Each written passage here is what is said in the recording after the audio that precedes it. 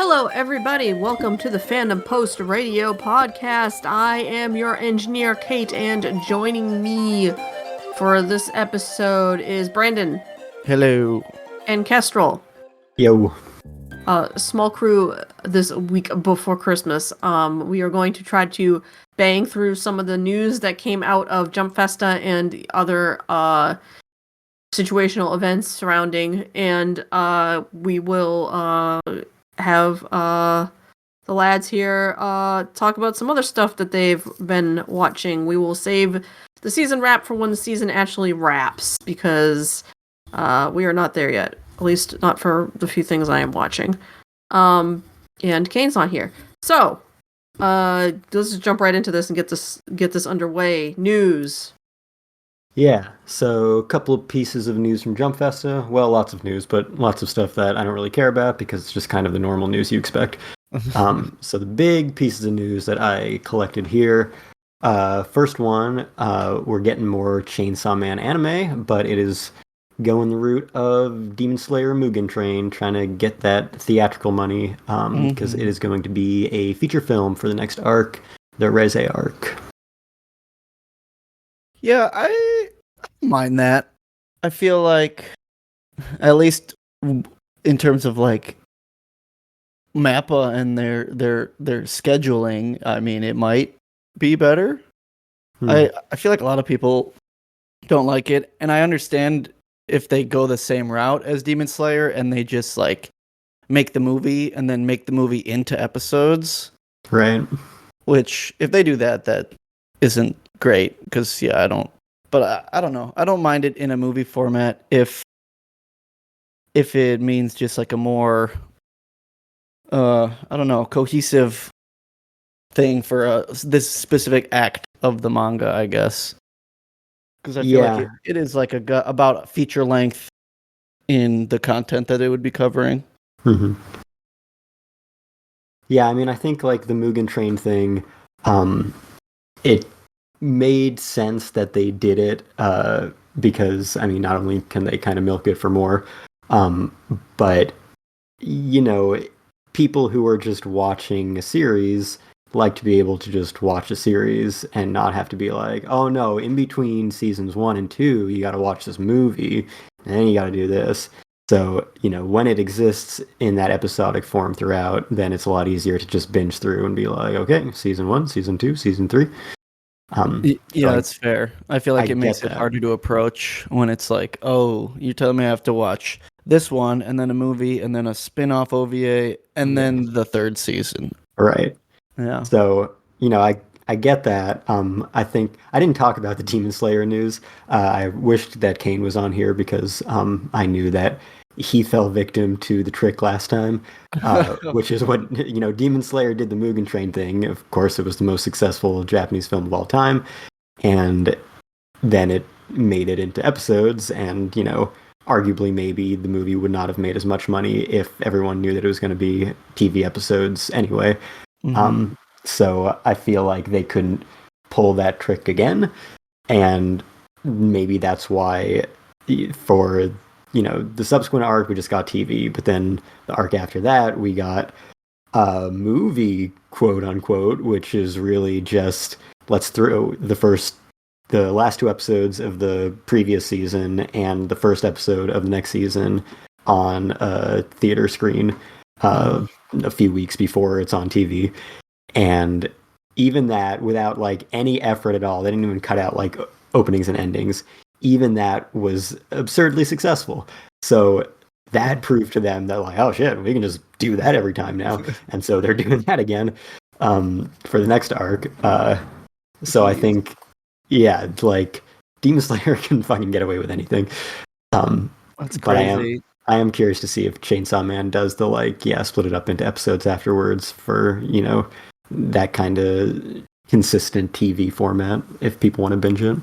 And from what I know, the next arc of Demon Slayer is like a training arc. That just that's some rancid behavior. The best thing is like, last time, because the last couple arcs have been like, the entertainment district arc, the swordsmith village arc. And so, they're like arcs named after locations. And so for the not movie, that was the last 2 episodes of the entertainment district arc and the first episode of the swordsmith village arc. They gave it the title To the Swordsmith Village. That makes sense, right? Sure. So for the next arc, it's called the Hashira Training Arc. And so they called it To the Hashira Training. No, which dude. makes no fucking sense. Oh, that's actually Like I said, didn't Demon think it Slayer could can be get away that with bad. anything. Yeah. Yikes. Okay. We'll see if I wish anyone. Kane was here for that one. I know. I'm gonna repeat it again when he's on. I'm gonna find some excuse to call it a news story again. Nice. Maybe when the American dates are announced or something. Yeah. Is that supposed to be for next season? It's gonna be the same as this year. So they're gonna have like a world tour event where they premiere it. It's not gonna be in LA this time. I think New York's gonna be the only US stop this time. But that's, I think, going to be in February. And then, I'm not sure exactly the dates, but I think roughly February for that event, and then March for the theatrical run, and then April for the TV broadcast. Okay. Yep. Yeah. So anyway, any other thoughts on Chainsaw Man? I will mention, since I don't know if you know this, I have read this arc and several volumes after it. I'm not caught up or through the first part of Chainsaw Man, but I read through this arc, and I think I'm up through like volume 9.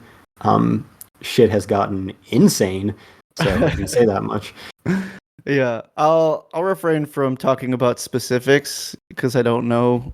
It's been a while at this point where that would be, but no, yeah, I think this is I'm like really looking forward to this arc, and I feel like it is the beginning of, when the fan base has been like hyping up what's happening. Like this is like one of the first major, not one of the first. Like there was lots of good stuff in the first season, but it really starts ramping up. Yeah. After this part. Yeah, I definitely got that impression after I got past the material that the anime has covered, and especially into the post this next arc material. I was like, okay, this is something special now. We'll see. Yeah. Did they give a air date for that? I don't think there's any release info announced, just that it will exist. Okay. But yeah, hopefully MAPPA takes their fucking time, lets their people not kill themselves. Questionable. Unlikely. I don't know. I thought JJK was gonna maybe like go on break or strike or some shit, but they put out an episode every week. Yeah, they need Despite to. animators being very sad. Yeah, they need to stop. Let's see, what do they have coming up? All right, they got another season of Hell's Paradise. They got the Watanabe show. They got this.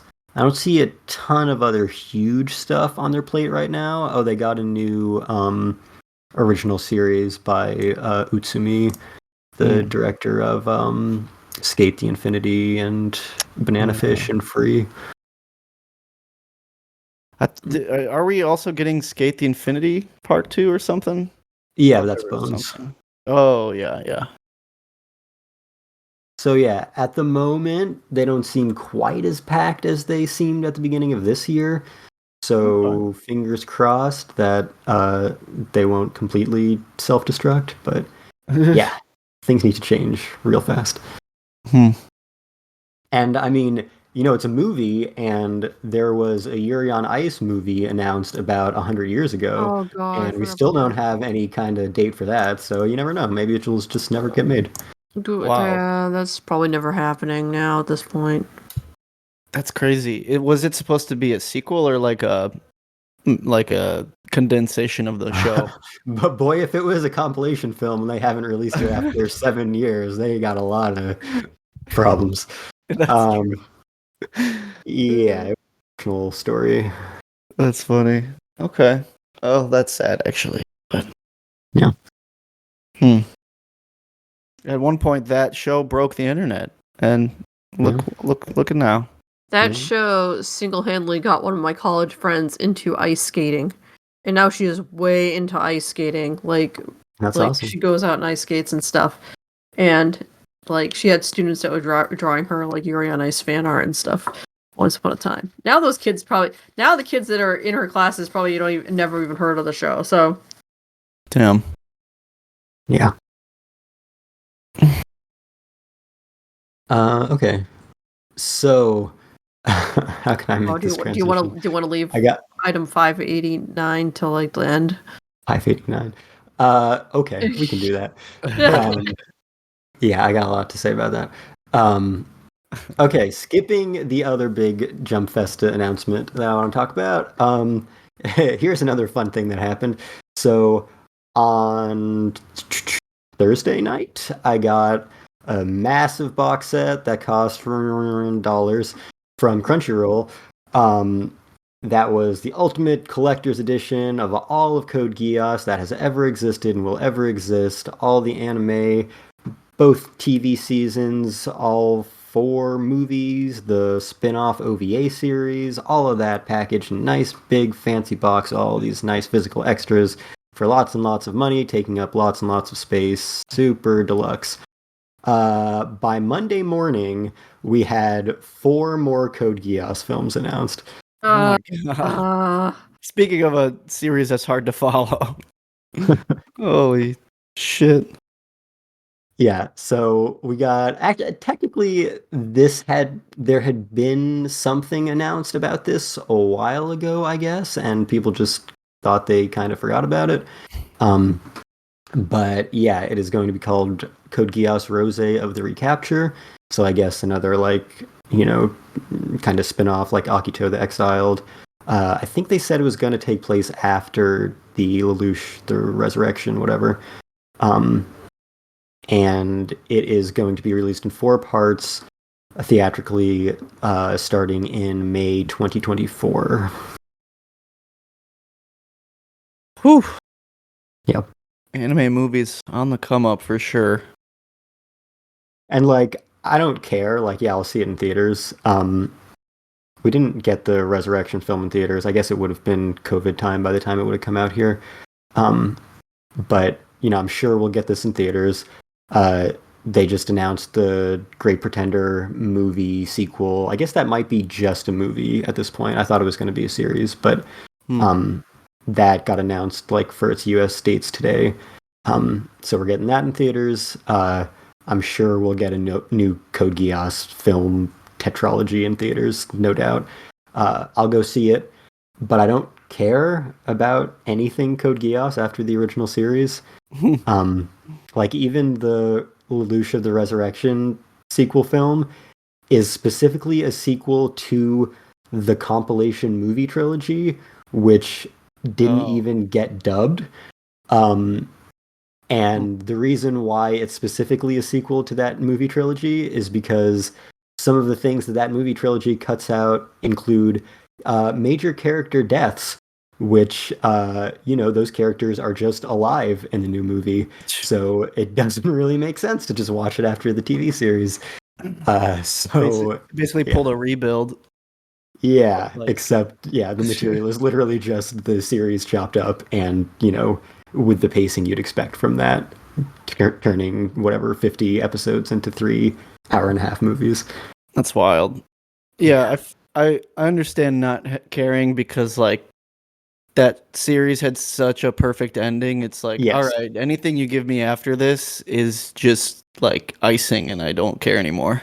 And, the Lelouch of the Resurrection was, the dumb fucking fan fiction post-Code Geass ending that people on the internet were writing. Because, what if Lelouch comes back? And they in addition to some of the characters not dying and being awkwardly inserted into scenes where they shouldn't have been near the end of the last of those three movies, they also changed the ending slightly to kind of support where that was going and like fan theories that have, been going since 2009 or whatever. Where have I heard that one before? Cough, cough. Attack on Titan Requiem. Cough, cough. Mm. Yeah, so that was I don't know, kind of the most shameless cash grab I can imagine. And it's all still good, but nothing as good as the series was anyway. So like even if it didn't kind of make no sense to watch, it's like, yeah, like you said, it's the perfect ending. Why would I need anything else? So I don't care about these new movies. I think the Akito spin-off OVAs were the only part of the Code Geass franchise in terms of anime that was just straight up not worth watching. So if this is another spin-off with another new main character, then I like really don't care. Especially since Code Geass shouldn't have worked. Like it should have been a total disaster. But it just barely managed to like make all of these incongruous elements work together in like the perfect chemistry. And that's like a lightning in a bottle, one time only thing. You can't keep doing that. And, those creators have worked together in other projects and they've been the disasters that Code Geass should have been. So I kind of expect that from any spin-off, even within that universe at this point. Honestly, that makes me feel like I'd be more intrigued if they announced a live-action Code Geass than just like another filler movie. Well, don't worry, they're live-actioning everything, so I'm sure it won't be long. Yeah, that feels like more of a reality we could live in nowadays. Yeah, I'm sure live-action Code Geass will be announced by Netflix in the next 2 years. Oh yeah. Yeah, anyway, fucking sucks to be you, Crunchyroll. I guess it sucks to be us as the consumer, but whatever. Yeah. Okay, Kate, you put a Hunter x Hunter fighting game on this. Hunter x Hunter fighting game. We know nothing else other than that is being developed by Bushiroads and aiding, probably mostly aiding, because Bushiroads just doesn't do that.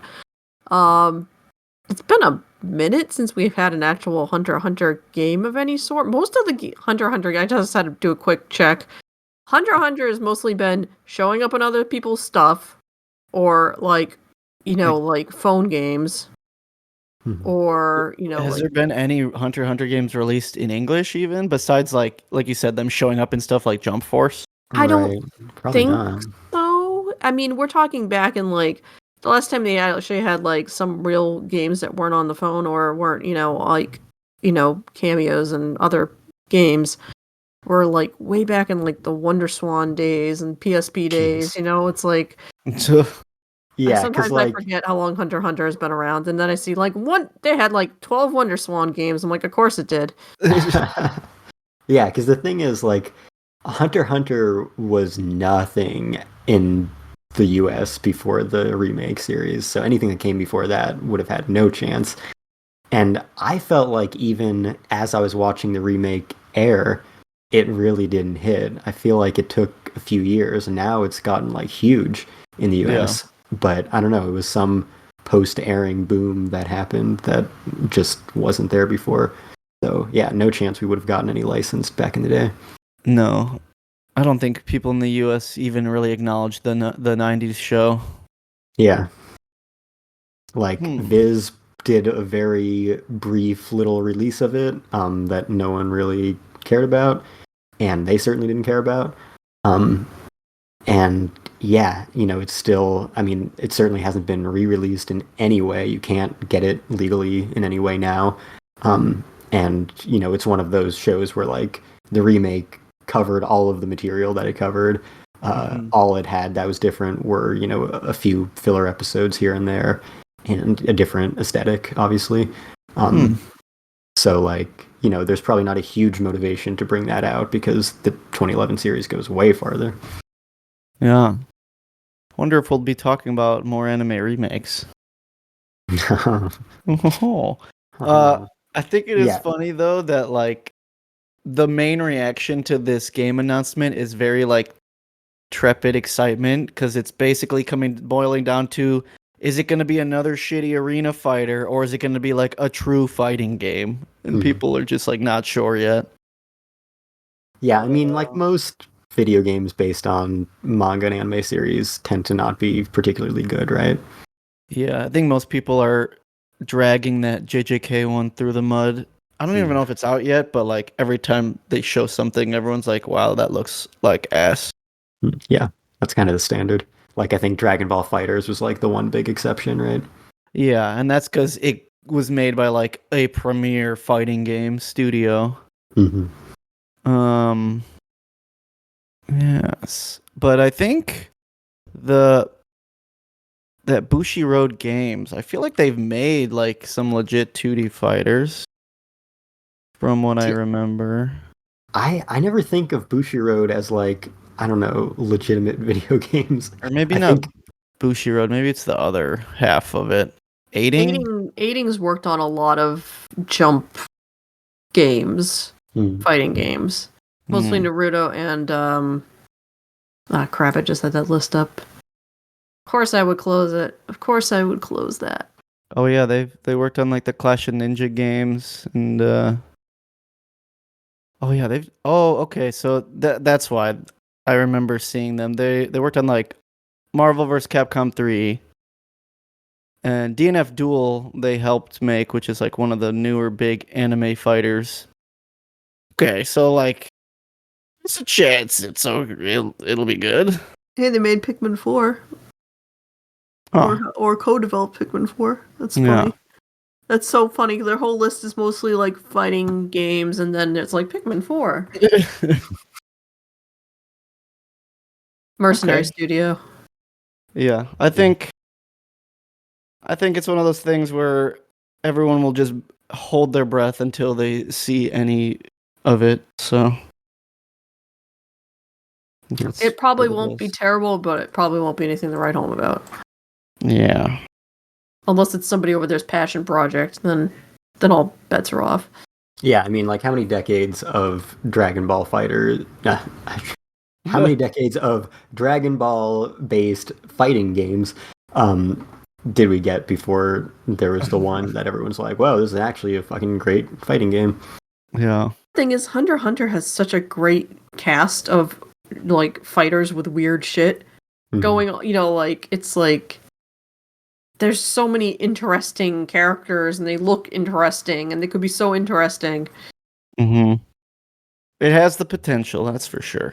Yeah, I feel like a lot of anime games, they just kind of reskin existing engines, and they're like, yeah, they'll buy it. We slapped Hunter x Hunter on. Yeah. So, if they don't do that and they actually like build something from the ground up based on like the world of Hunter x Hunter, then maybe it has a chance, but doubt. Very, very much doubt. Okay. Yeah. So speaking of Hunter x Hunter, so that remake series, you know, I always talk about how amazing it is, how it's like the gold standard for, you know, the shonen adaptation, right? Like, you know, back in the day, we'd get all of these, you know, kind of low quality, varying quality, filler filled, kind of just shovel them out shonen adaptations that go on forever to just always be on the air. And Hunter x Hunter was like the perfect version of, you know, high quality, just passion project, putting all of the effort into it to make it as perfect as possible. All the pacing exactly how you'd want it because they have so much material to adapt. And I always dreamed of that for all of these old series that, you know, were made in the era where we didn't have that kind of treatment, like your Dragon Balls and your One Pieces. And, you know, Dragon Ball, I thought maybe it had a chance. Like, we got Kai, which is not a thing worth talking about at all. Like, any idiot with a video editing program could make Dragon Ball Kai, right? There's nothing new to that. and it was kind of sloppily done, honestly. And I figured based on that, like, man, Toei has such a grip on these properties. Toei's never going to let any of them go. It's never going to let another studio take a crack at Dragon Ball, or any of its properties. And with One Piece, of course, the hope is, let's see if, One Piece ends in another 10 to 20 years. And then, maybe another 10 to 20 years after that, maybe Toei can pry it from their cold dead fingers, and maybe someone else can get a shot at it, and it can get kind of the Hunter Hunter-ish treatment. That would be amazing, because One Piece deserves that. The manga is so great, and an anime adaptation could be so much better than what we got from Toei, which, is very good right now. But it has a lot of very glaring pacing issues because it's been going for 1,000 weeks. And Dressrosa flashbacks. Yeah, I mean, like, so many arcs before Wano were so bad. Like, they were some of the weaker material in the manga anyway, but the adaptation was god-awful. The pacing, of course, was bad, and it's still bad because it has to be, because it has to air every week. But it was even worse then somehow because there was just no creativity put into it. It was just, let's, color the manga panels and throw some in-between frames in there and just put in the minimum effort to get this on TV. And that's how it was for hundreds of episodes, and it was awful. And, going back to the beginning, you've got some, 90s material, you've got not HD, you've got 4x3, you've got a great variety of styles, you've got filler arcs in there, some of which interfere with the canon material, so you can't even completely skip them. You've got some changes, some for censorship, some for moving things around, some things cut out entirely. All of these things that, as good as the One Piece anime has gotten, and as great as a lot of the moments are throughout those 25 years, you wish that all those people who want to stick with anime and not go with manga could, really get the same experience that the manga gives you from the beginning. But of course, that would never be possible for One Piece because it would have to end and we'd have to wait all this time. Oh, just kidding. Wit Studios fucking remaking One Piece from the start while Toei is still making it and broadcasting it. We're going to be doing seasonal anime discussions about One Piece versus The One Piece. Let's go. The One Piece. We've had so many things remade, but never while the original thing was still going. And, like, it's insane to imagine. Like, I still can't believe it. It's been a few days now, and I'm just in shock. Like, I cannot believe that this exists. But I still have so many questions. I have all the questions. A lot of questions. But at the same time, it makes so much sense in so many ways. Because, like, what I talked about with kind of, the very high quality adaptations and certainly, like, the seasonal format is how shonen properties are adapted now. Like, One Piece is from the era of Dragon Ball and through to Naruto and Bleach, where you just had it air forever, and if you had to lower the quality, you lowered the quality. If you had to throw in filler, you threw in filler. If you had to drag out the pacing, you drag out the pacing. And, One Piece never ended, so it's just still doing that. But in that time, all our big hits now are the Demon Slayers and Jujutsu Kaisens, where they're absurdly successful by having extremely high quality adaptations for 1 to 2 cores at a time, once every year or two. And that is the success model now. That's what all the kids expect now. And, One Piece is the biggest shonen property still. It has been for decades. So if you want to get all of those new kids who expect their, very bingeable little seasons of real high quality modern animation for their shonen hits, then you can't tell them to go back to the 90s and watch 1,000 episodes, because that's just not how they consume anime. You ever had a hard time getting your friends into One Piece because, there's so much of it. I can't read that much. I can't watch that much. Well, that ends now. And in addition to that, this is coming from Netflix, so it's not going to be exactly the, seasonal model that we get from these other series. It is almost certainly going to be the Netflix binge model where everything's dropped at once. But coming from Netflix and the timing makes it pretty clear that a huge part of the motivation was also, hey, we're Netflix. We just released this live action series. Everyone loved that. They all want to go back to the anime now, but they're all really into this whole idea of the live action series is 8 episodes and it covers all of East Blue. And I don't want to go into 1,000 episodes now, and I want it to be modern, etc. And so I think a huge part of the motivation is this is the anime for the people who got into One Piece from the live action series. And so they get to watch this as their animated companion piece and see it much more briskly paced, question mark, maybe way too briskly paced, and it loses the entire purpose of its existence because you don't actually get the material the way it was presented in the manga at all because they rush way through it. Big question there. Yeah. Ugh. I feel like my biggest struggle with like coming to terms with what this is going to be is that like what is the long-term plan? Like, are they going to stop at pre-time skip, or is this just going to be like is this like a Netflix 20-year investment that they're trying to bank on? Like, I don't know what the end game is here. Because that's the thing, like, it can't be 20 years, it has to be 100 years, because Netflix is going to release, like, 5 to 10 episodes a year or two, and we're already 25 years into this anime adaptation that's been, going as fast as it can, releasing an episode every single week.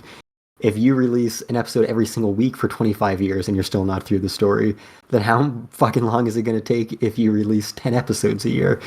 Like, there's no way they can pace it anywhere near like that and actually get through anything. So, I mean, it's kind of the same question we had for the live action, right? Like, this could last forever. Like, Iñaki could be 100 years old playing Luffy at this rate. How do they make this work? And I doubt they figured it out. So I assume they're just going to continue pumping out seasons of each until each stops being successful. But, how they approach the pacing initially for the One Piece is definitely, like, my biggest concern here, because everything else, brand new adaptation of the One Piece manga from Wit Studios sounds like the impossible dream that I was too afraid to even have. Yeah. I have so many questions. Like, And- what are the characters gonna look like? Like, Yeah. what are the who's gonna be like? Netflix is probably gonna have a new dub for this, which probably means a new dub cast, which is unfortunate. Yeah. Netflix does not have a great track record at retaining Texas dubcasts for their properties. I will say the brief little teaser they gave us, which doesn't have like any animation or anything, does end with Mayumi Tanaka as Luffy. So that heavily implies that the Japanese cast, at least for the Straw Hats, will remain the same. Interesting. Oh yeah, that was one of the other things I wasn't sure about. They would retain the voice actors.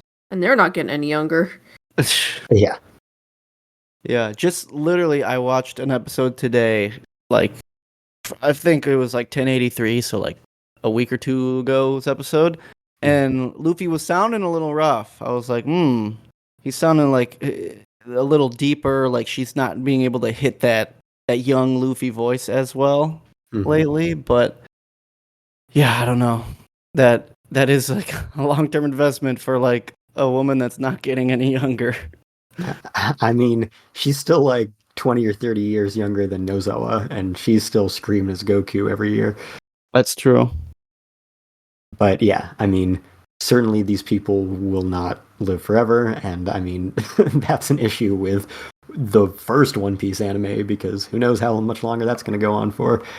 But yeah, that's how these things go. Like, the iconic, legendary roles of these, Seiyu going back decades, they don't recast them. Like, it doesn't really matter if they still sound good. They care so much more about retaining the same cast as much as possible, as long as possible, until they, get too ill to do it or die.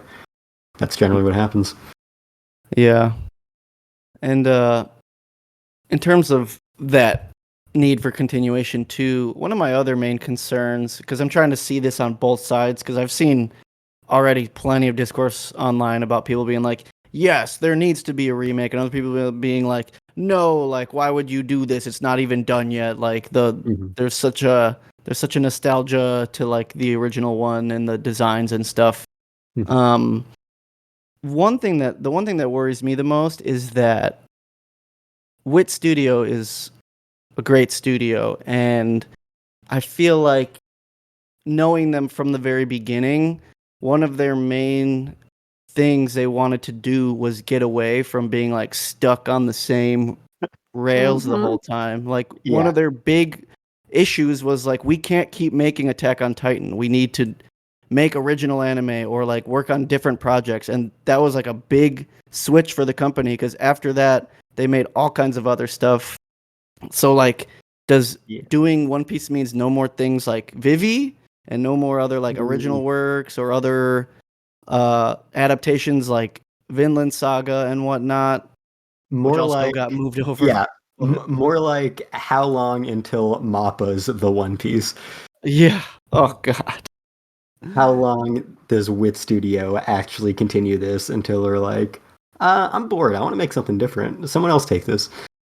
Yeah, and or similar to even like what Toei does, like how much of it is going to be like, is this like Wit full frontal doing this, or is it going to be, being able to work on the original like arcs of One Piece? Are they just going to be pulling web animators and people from other studios that are like, feel like this is going to be a prestige project to work on? Like, I don't even know like what the staff is going to look like for this, and that's the only thing that is a little worrying.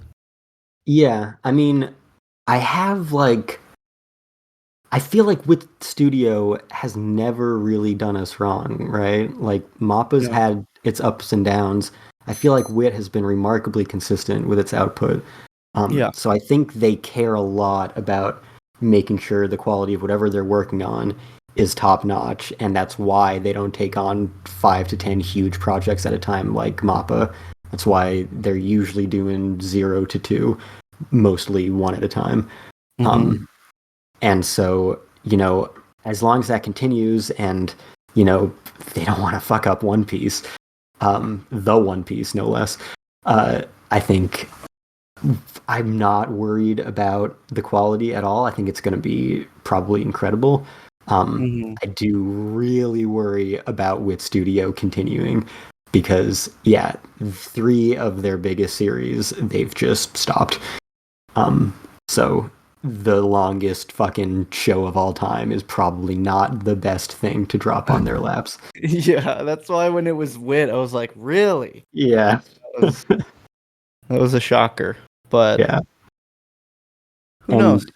Yeah, like Toei has, made like TV specials that cover some of this material as well. And so we've gotten like kind of the new animation style for some of it. And that kind of gives me the sense of what this material could feel like if it was totally rushed through. And it's not, a replacement, so it's not something I can recommend to people instead of the manga or instead of the full TV series. So that's why my biggest concern is definitely the pacing, how much they're going to rush through it. If the fact that it's, I think, based entirely on the success of the live action series and Netflix's desire to, give people a good anime companion for that, if they're going to make some of the same changes, like, that's a good live action adaptation for what it's trying to do. But I don't know, for some reason, manga to anime, you don't want these big liberal sweeping changes, right? It just doesn't feel right. So I think there's some concern in me for that as well, that, maybe they want to align it a little bit more with that Netflix story, the live action story, I should say. We now have 2 Netflix One Piece series. Oh, no. So yeah, I don't really know what's going to happen with that. Also, I'll mention, Wood Studio, of course, is animating it. In like the copyright for the production committee, it includes, of course, Wood Studio and Netflix and Shueisha and all that. It does include Toei Animation. So even though they are not animating it, this was not just like, snatched out from underneath them. They are involved. They sanctioned it. So that is interesting to see, that, Toei is essentially producing their own simultaneous competition. But, again, like I said, this is what the modern shonen adaptation looks like. And I'm sure they've wanted to do this for years with the success of stuff like Demon Slayer and Jujutsu Kaisen, My Hero Academia, etc. But, it doesn't seem like Oda's really ever gonna get anywhere close to ending it anytime soon. Especially like this past year, he put out 30 chapters because he was super busy with the live action series and overseeing all this other stuff. And maybe he'll be the same way with the One Piece. So the more non-manga stuff that happens, the less chapters of One Piece we get. And, he has illnesses and gets surgeries and shit because he's 50 and has been, putting out 20 pages of manga. Yeah, he's forever. Right. He's been putting out 20 pages of manga every week for 27 years. So, the man needs to rest a little bit. So the more that continues, the slower the pace of the output of One Piece gets. And we all know that, any time that he thinks he knows how long he has left in the series, it just gets exponentially longer and longer. So I think they were like, all right, we need to remake One Piece. It's been a fucking quarter of a century of this one anime adaptation. We just need to do it. We need to pull the trigger. I don't care if this one's still running, whatever. You'll have both. You already have the manga and the anime series and the live action series. What's one more anime series? Yeah, I think that's one thing a lot of people online don't really understand about it, because there's people that are like, why One Piece? Like, why couldn't you do it for a series that deserves it more? Like, if why does One Piece need the Brotherhood treatment when shows like Soul Eater or Yu Yu Hakusho or whatever, like, they deserve it more, kind of thing. I think what those people don't understand is that One Piece is somehow bigger than it's ever been, even though it's already the biggest thing it ever there ever was. So, like you said, there's a live action now. The anime is at a high point in popularity. It's the manga is as popular as it's ever been. Oda's like original series or his like one-off is like getting an animated series. Like, it's like a snowball effect, and they're like, well, why wouldn't we cash in on this, on all these eyes and clicks and views right now while it's still hot off the presses? And the other thing is why One Piece? Because apparently people want to do it. Like, I don't think Wit's gonna sign up to do a Brotherhood style remake of a show that they don't care about. Like, clearly there are young animators that grew up watching One Piece when they were children, and now they're old enough to be like, I want to be the one who makes the One Piece. Yeah. And so they're going to do that. So that's why it's happening right now. It's because it's the One Piece. Yeah, and, I think Wit, they've had an interesting arc, right? Because, of course, they started as the Attack on Titan studio. They had a few other projects, but then, they wanted to work on original series like Vivi and Great Pretender. And they started, not continuing the big series that they had adapted before. And now, starting last year, when they started adapting Spy Family, that has been a series that they've continued, and that's been such a huge success. that I feel like Wit Studio has kind of become the Spy Family studio. And of course, they're only one of the two Spy Family studios, so that probably eases the burden on them a little bit, which is good. But it does feel like they're kind of like, oh yeah, Jump fans are like real good moneymakers. So maybe if we can keep up these real high quality Jump adaptations, that's our new niche.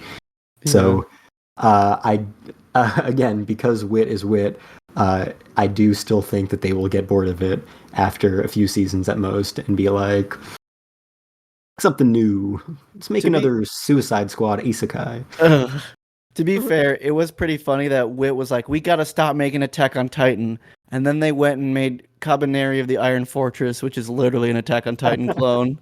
I mean, okay, to be fair on the timeline there, Cabaneri came out before season 2 of Attack on Titan, so Wit still made several seasons of Attack on Titan after that. Alright, that's fair. But it is ironic that season 2 of Attack on Titan took so long to make because the staff instead made Cabaneri, which was a blatant ripoff of Attack on Titan. That's so funny. Yeah. Okay, yeah, here's the real question I have, which is how much of an Ouroboros eating its own tail is this going to end up being? Because we have the original source material, right? Mm-hmm. Then we had the original anime based off the source material that did changed a lot of things, but it added, a soundtrack that everybody really liked and some other things. And then we have this live action adaptation that came out, but they still crib stuff like the leitmotifs from the music from the first animated series. So are we going to get a situation where it's like Sailor Moon Crystal, where you get a studio trying to redo the original source material to be more true to the source material, but not wanting to let go of the things that gave people nostalgia for the original animated series? I think, because really music-wise, like it didn't really use any of the leitmotifs from Kohei Tanaka's score. All it did was took the melody of We Are and used that a couple times. And I think that's the right approach. And I think that's probably what this one will do. I think it'll have completely original music. I'd like to put in a request for Yoshihisa Hirano, a friend of the podcast and veteran of long-running, high-quality remake of a great Weekly Shonen Jump manga series, because he composed all of the music for the Hunter x Hunter remake. So I think they're going to have completely new music. I think they have to reference We Are occasionally. But I think, again, it is a new anime adapting the manga One Piece, inspired by the success of Netflix's live-action series also adapting the manga One Piece. That is how I anticipate it going. Of course, I could be completely wrong, but that is what I would expect to see.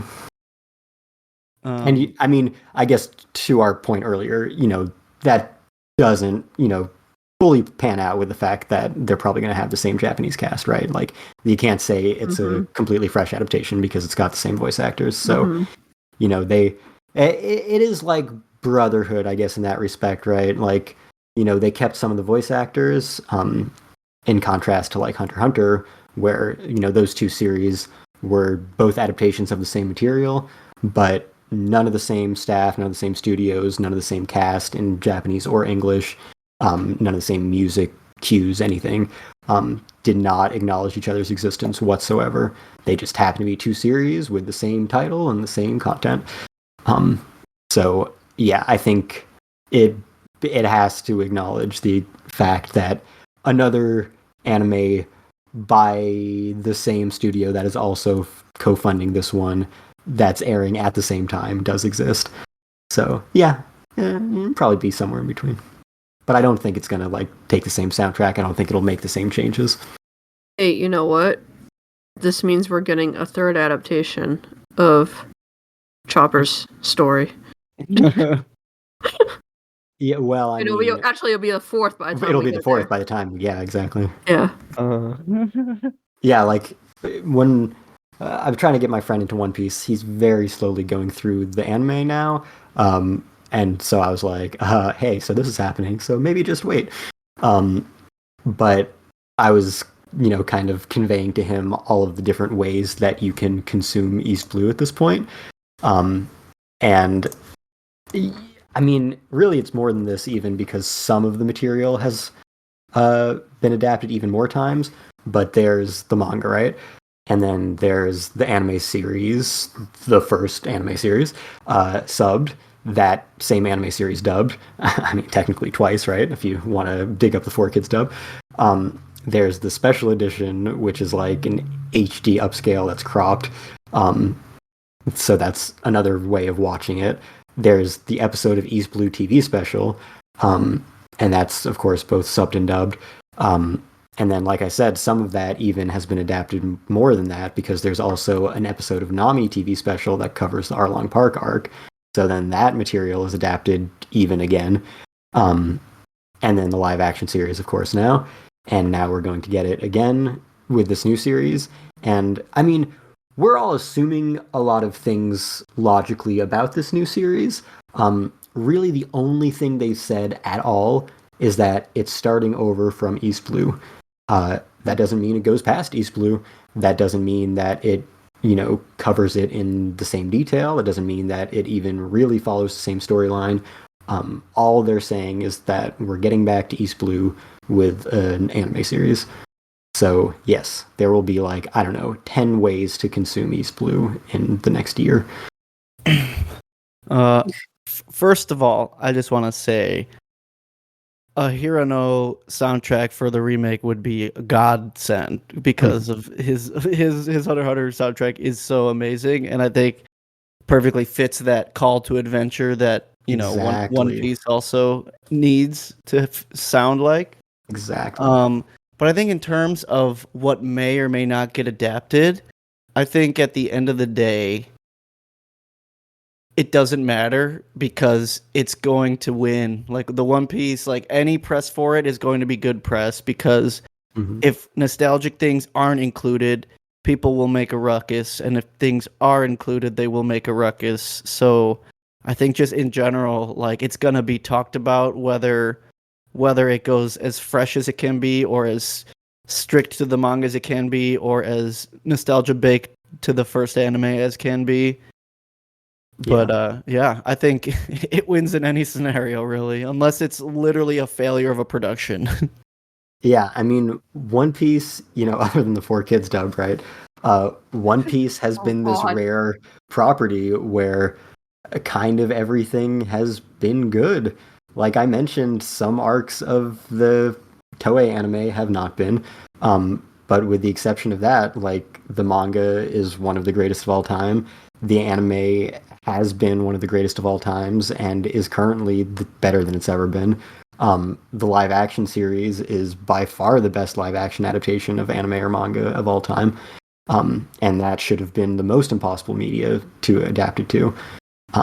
So One Piece has been so lucky with adaptations, and the bigger it gets and the more passion people get about it, I think the less of a risk we have that something's going to fail, because how can they let it fail at this point? There's going to be so many eyes on it. Oda is going to be so involved. Shueisha's going to be so involved. So, yeah, I think it's going to be great. Again, my only concern is it might not be the Hunter x Hunter that I've always wanted for One Piece, in that it might not be able to, completely replace the experience of any of these other adaptations or the original. Hunter x Hunter, I think, only enhances the source material in every way and still covers everything in exactly the pacing that you would want it to if you had, decades of material to work through at whatever pace you wanted. And, this has the potential to be that, but who knows with what we've discussed about the fact that, unlike Hunter x Hunter, which, as I always mention, is impossible. It's impossible that show exists. It's impossible that we got that level of quality every week without break for 3 years straight. That's not possible. That was truly the last hurrah of Madhouse. I mean, Madhouse is still putting out amazing stuff all the time. Like Freeren right now, Madhouse is still top of their game forever. But no studio, nobody could ever do that. The quality of Hunter x Hunter every single week for 3 years straight without break. That is impossible. Like, Toei does incredible work. Like, since the start of Wano, that's been like 4 years at this point, 4.5 years. And they've had an extremely high standard of quality, especially compared to what they used to. And that's been running every single week. But it's had some off weeks. It has not been like Hunter x Hunter was every single week. Only got better over the course of its run, and it did not have One Piece money. So, yeah, Madhouse was a fucking madhouse when that was airing. I have no idea how they made it happen. I will agree with you that we've been very lucky in terms of how One Piece has been adapted over the years, but I will say I think we are still waiting on a truly great One Piece video game. It still hasn't happened. Yeah. Never will. Yeah.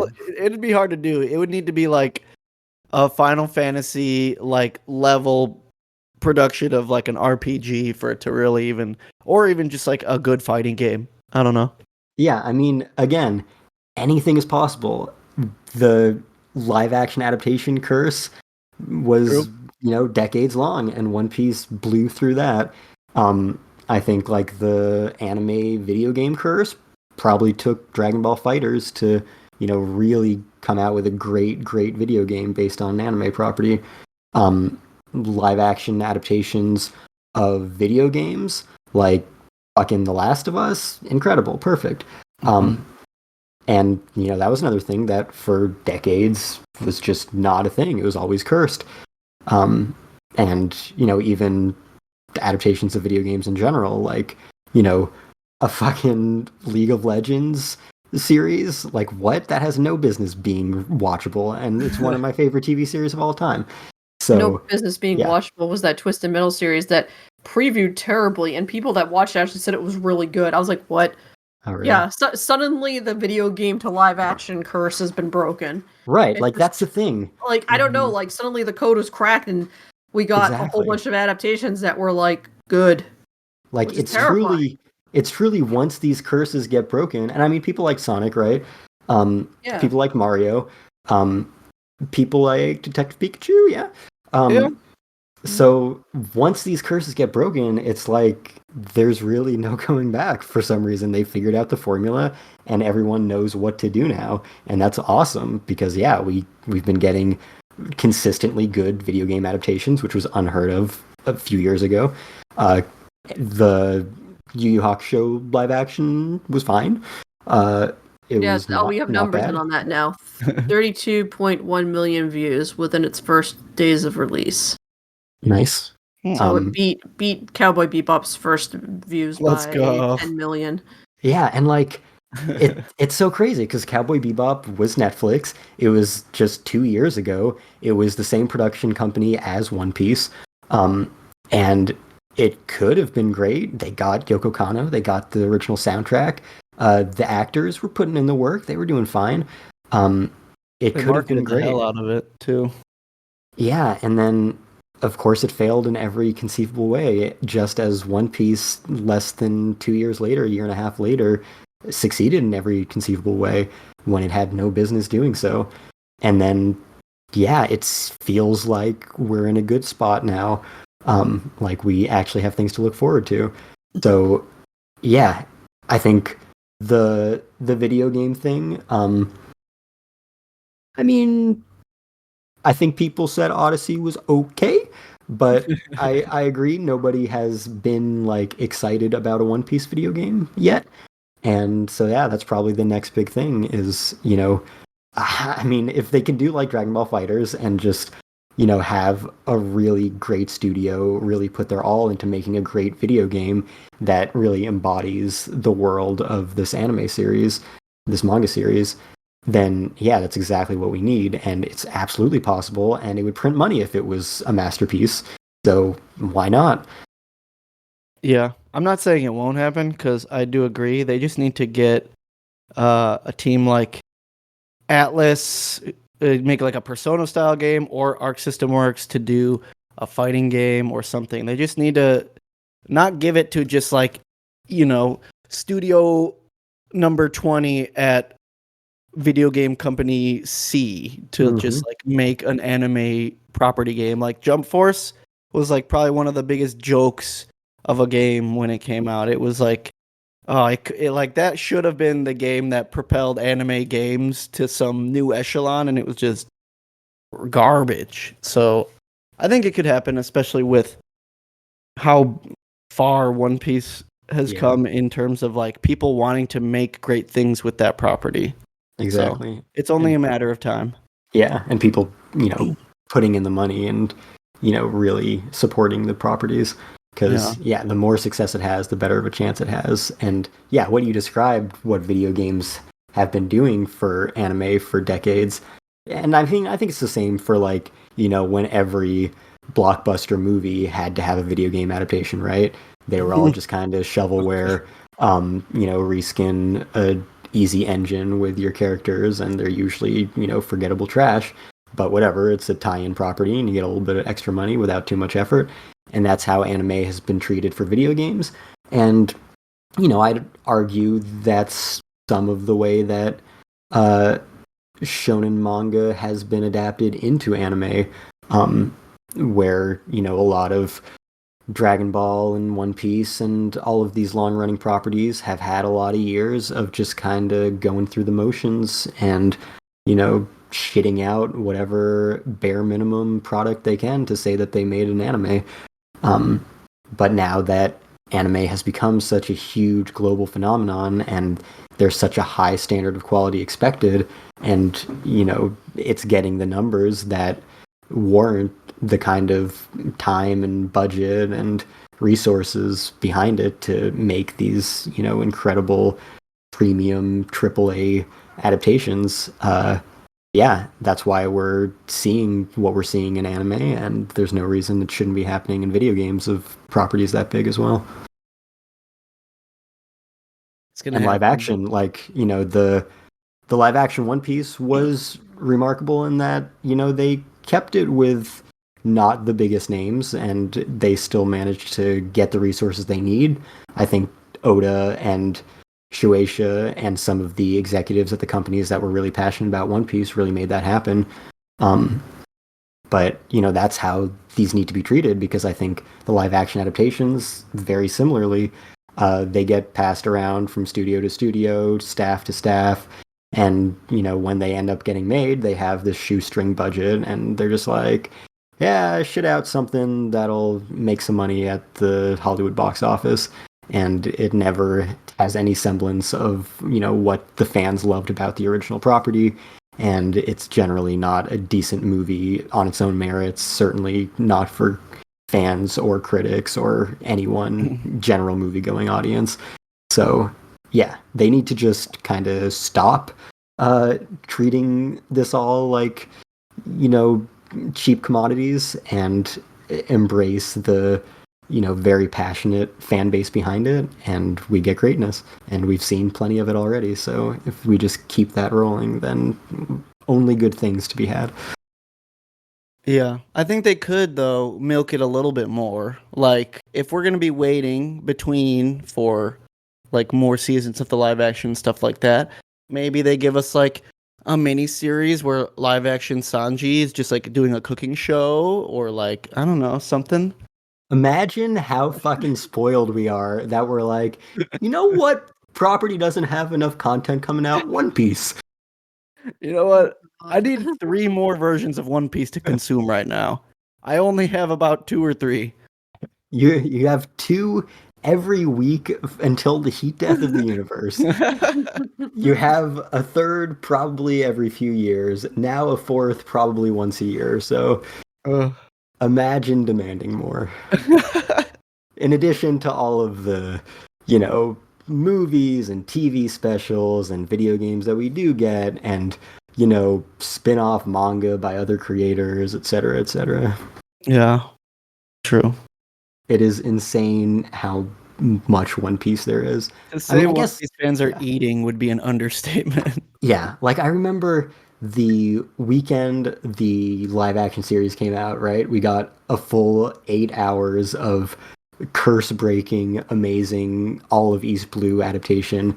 in live action. We got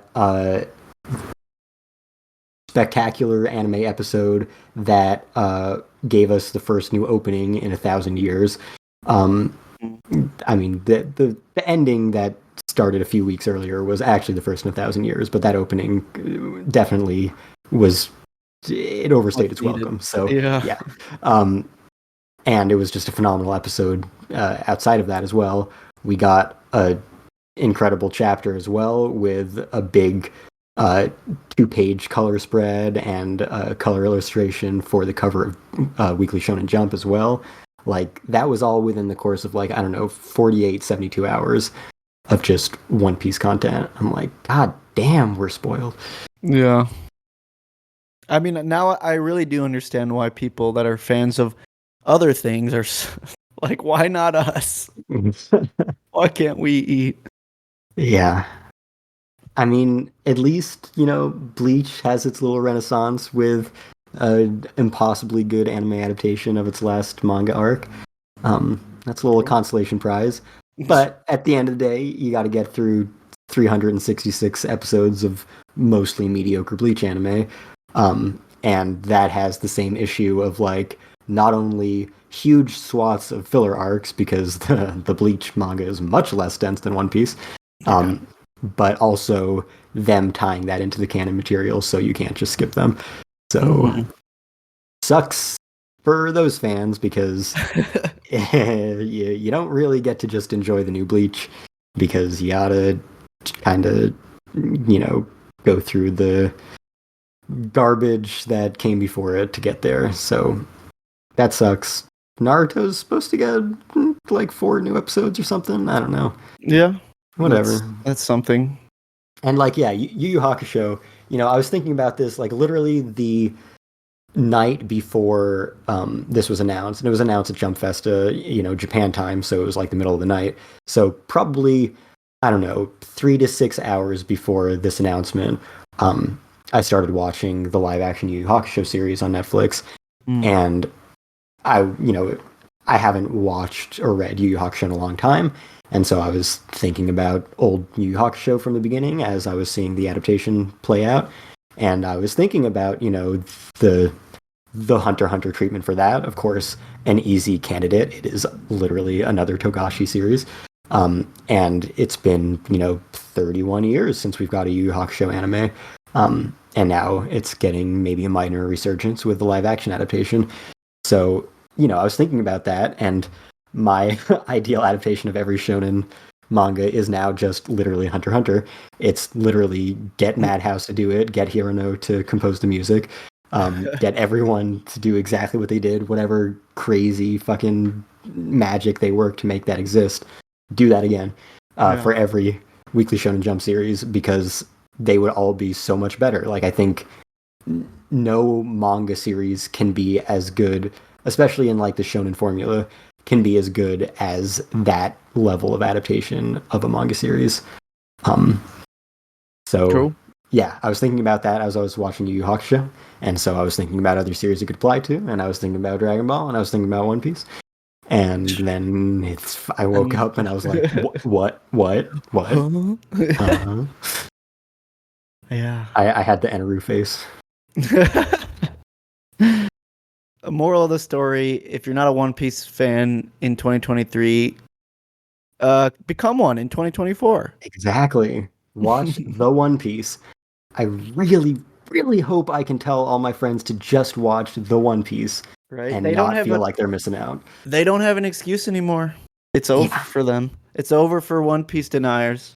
Yeah, absolutely true. Like, no matter what, this is going to be accessible to new fans.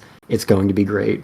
Yeah. The One Piece live action is great. It's accessible to new fans. I know a few people who have gotten into the live action series not knowing anything about One Piece and loved it. Extremely accessible. So yeah, there will be just so many avenues you can take, and I think as long as it's good in any way, I'm still going to recommend the shit out of it. But I really want it to be like they are getting the same experience you'd get reading the manga, and it's just, easier to sell most people on animation than manga. Yeah. And yeah, The it's probably not going to be Hirano composing it. Like there are hundreds of composers out there that they could choose from. So there's always a chance. He's not working Yeah. on much these days. So there's a chance, but certainly not any more likely than anyone else. But I mean, God, exactly what you said. Like the thing that one of the things that I love about Hunter x Hunter, and especially that Madhouse adaptation, and I wrote about this, I specifically said this in my 10 years later article on it a couple Yeah. years ago, was that it evokes that sense of adventure that you want all of your shonen manga to give you, all of your shonen anime, that makes you feel like a kid, that makes you feel like you're going on this grand adventure, and really is not the paradigm for shonen manga anymore, if it ever was. And the exceptions are Hunter x Hunter and One Piece. And Yep. I think, and the anime adaptation and Hirono's score for it really conveys that better than anything. Like the main leitmotif of Gon and of the series, and the opening theme of that adaptation, which is probably the first true opening theme song of a TV anime that we've gotten since We Are. Every single episode, you cannot deny arrangements of it in the score itself throughout the series. That is the theme of Hunter x Hunter. All of those things are were making me feel like, God, if they gave this treatment to One Piece for all these years, wouldn't that be the perfect match, the match made in heaven? That would be Hunter x Hunter is my third favorite anime of all time, and the One Piece manga is way better than the Hunter x Hunter manga. So, that could easily be my favorite anime of all time if it truly got the Hunter x Hunter treatment in every way. So yeah, as iconic as Kohei Tanaka's score is for One Piece, I got to I appreciate that score way more now because I got to see them perform it in concert this year, and just being reminded of all of those iconic motifs over the course of the 1,000 episodes and their usage and all the ways that they've been reimagined, I appreciate it so much more. But yeah, that Hunter x Hunter score, just every emotion that series goes through, all the crazy rides that it takes you on, he covers all of that in just absolute perfection. So yeah, One Piece would be a perfect candidate for him, but we will see. I'm glad we both used the Phantom Post to write extensively about how much we love Hirono's soundtrack for Hunter x Hunter, because I also wrote about it on my Blu-ray review years ago. Oh, awesome. Nice.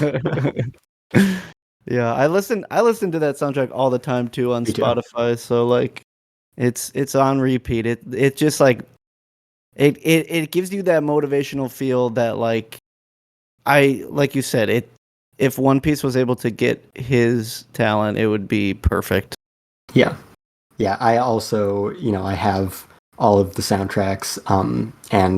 But I don't use Spotify. Do you have the 3 TV soundtracks and the 2 movie soundtracks in your stuff you listen to? I don't have the movie soundtracks. I do have the Tiger Lab vinyls for the TV soundtrack though, which I think comes across 3 discs. Are those still available? I need to look into that. I don't know if they are. Those are usually limited release, and I know that when they did release, they went like hotcakes because they were doing alternates where there was the Gon version, the Killua version, the Kurapika version, and there was one other version too. But I got the Gon version for myself, and I got the Killua one for a friend.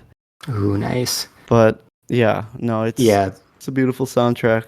That was before my wife forced us to get a vinyl player, and now I want to own all the great anime soundtracks on vinyl. So unfortunately, I missed out there. But yeah, what I was gonna say is, the 2 movie soundtracks. Not only are they also Hirono, but they reused all of those tracks in the actual TV series. So if you want all of the music from the TV series, you got to get those two as well. And they've got some of the best material as well. So I actually definitely had those. I haven't even watched the movies actually. I've Oh been yeah, don't meaning to, but I don't. hear they're not like that Yeah. great. No, the only thing they contributed is two soundtracks. Okay. Yeah.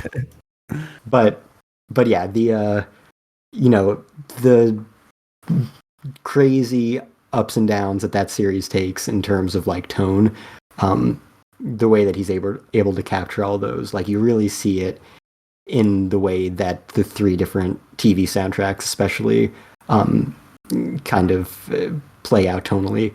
Because the first arc is just like so fun and ambitious and adventurous, and then when you get to like the Chimera Ant arc, everything is so dark, and you get into like his Death Note kind of material where it's all like very deep dark, and the York New arc as well. You get your Requiems and you know just the kind of stuff that you see from his Death Note work for sure.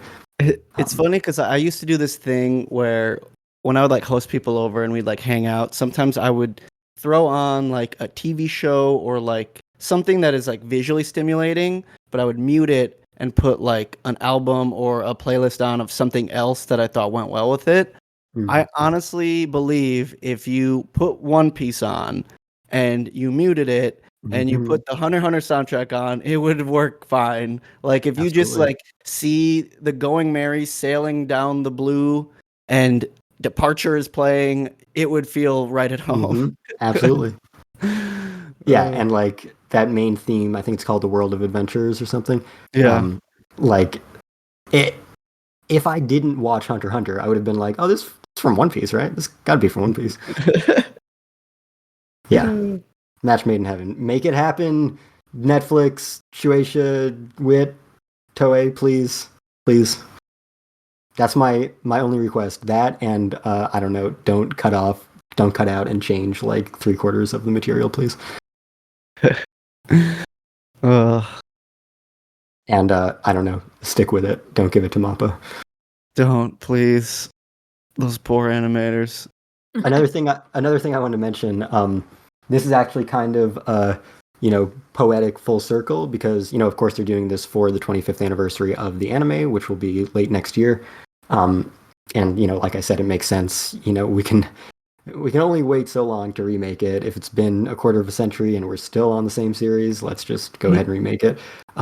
But who animated One Piece before Toei? It was Production IG, and who was split off of Production IG with Studio. So in a way, One Piece is kind of coming home. And that did come out in 1998. So the announcement of the One Piece, was in fact the 25th anniversary of the first One Piece anime, which was the former home of Wit Studio. So full circle there. Yeah. That's really interesting. I remember seeing, because I've seen people put up clips and stuff of that like original IG version, and I honestly like a lot of the designs from that old one. I think they look really good. Similar to like, I have a similar nostalgia for some of the 90s Hunter x Hunter anime, despite not having watched it myself yet. I feel like some of the visual designs just like worked really well for the time. Yeah. Yeah, I think that's still worth watching. Like, even though the Madhouse adaptation is much better and, of course covers more and kind of obsoletes it in every way, I think that, of course you get your, 90s film aesthetic charm. It's directed by Kazuhiro Furuhashi. And, of course, he has been on his high lately with Spy Family. And he also did the original Rurouni Kenshin and the prequel OVA, which is, a masterpiece. So I think it has more personality to its direction, I think. From what I hear, York New is really good in the 90s version because it gets that dark tone a little bit better than the remake. I think the remake figured out the dark tone pretty perfectly by the time it got to Chimera Ant, but Mhm. yeah, the '90s one probably had it a little bit better for York New. I think York New was in the OVA of the '90s one, which was never Mm. licensed, so I haven't seen that. Interesting. Yeah, yeah. So, and that one was the OVA wasn't directed by Furuhashi. So yeah, I'm not sure how Hmm. tonally consistent it is with the TV series. But yeah, the direction's really good. The animation, it's definitely not as consistent. Certainly not. I think the Hunter x Hunter 2011 series is one of the most consistent productions in anime history, which is insane because it's 150 episodes. Um, and I think while it has a lot of great animation, as most Madhouse productions do, I think definitely some of the scenes were better animated in the Nippon TV version, like or Nippon Animation, um, because the one that's coming to mind is like the battles in the tournament arc, the tower, um, Mm. like the Hisoka battle. Really good in Madhouse, even better, I think, in Nippon, and a few of the other battles in that arc. Really Oh good in the wow. '90s one. Yeah. Okay. So definitely worth checking out. Very difficult to check out. Like I have the first 3 of the 4 sets that Viz put out from like, random eBay listings over the many years that I've been trying to collect them. I still haven't found the 4th one. Yeah. So very difficult to watch illegally, unfortunately. But Yeah. worthwhile if you check it out. I'll have to try to find the time between all the One Piece, and One Piece I'm consuming. And that's another thing, right? Is like, you know, people are going to watch their 8 episodes of the live action series, or their however many episodes of the new anime, the One Piece, and especially if the latter sticks very closely to the original storyline. What are they going to say? I want more fucking One Piece. Well, lucky you, because this was actually just a trap to get you in the door. Like, they could make one 10-episode season of the One Piece and never touch it again. And that's kind of all they need, because they'll get everyone hooked from that. These people will think that they're going to get the Demon Slayer Jujutsu Kaisen treatment, where they get, a core or two every year or two, and it'll be perfect. But then when they don't, or even if they're just sick of waiting, they're like, well, shit, I know that I could just go pick up the other anime series. It's right here in front of me. I can just binge through that now. And then, boom, that's probably why Toei's funding it, because they're like, all right, more people will watch our show. Or read the manga. True. True Yeah. that. And yeah, in terms of like what it will look like, of course, we don't know. We have like one little sketch that was released as like promotional material. Mhm. Luffy with a windmill off in the distance, nothing to go on at all. I anticipate that, they'll try to do something like Hunter x Hunter again, where it's very close. It's like a balance of what it looked like originally, Oda's current style, because it has evolved a lot. Like, when Chopper's introduced, he's not going to be ugly Chopper, he's going to be cute Chopper from the beginning, so that it'll be consistent throughout, like Hunter x Hunter was. Boo, bring back Ugly Chopper. I know. That'll be in Chopper. the 5th adaptation. The stop motion one, the Muppet one. The So I think the character designs will be, roughly what Oda has kind of turned them into currently, and, kind of flattened out and simplified to make it work for animation, make it, very consistent throughout. And yeah, that is my expectation at this point. But as you brought up, we're also getting Monsters very soon, like next month. Oh wow! And I thought that's that was way off in my mind. Yeah, they just announced at Jump Festa. Like I said, there's lots of other stuff from Jump Festa. It's just kind of eclipsed by the huge announcements. Right. So, Monsters, we already knew we were getting it. It was going to be from Sung Hoo Park's new studio. But what was announced here is that it's going to be Netflix, and that is tying into this announcement, because what Netflix is, putting as their banner here for the One Piece is the live action One Piece poster next to the Monsters poster next to the One Piece. So it's clearly all, part of their synergistic marketing strategy to get all the Oda out there. But yeah, it was announced that it's going to be on Netflix. It's going to be next month. And Wow. they put out like the poster and character designs. And, this is Sung-Hoo Park, so we could kind of expect that it would be kind of wild with its animation style. But it doesn't look like Oda's material. And, Wit goes hard. Like, Ranking of Kings goes to some crazy lengths to utilize the animation medium, and I want to see that from One Piece. And I mean, even Toei is doing that with Wano.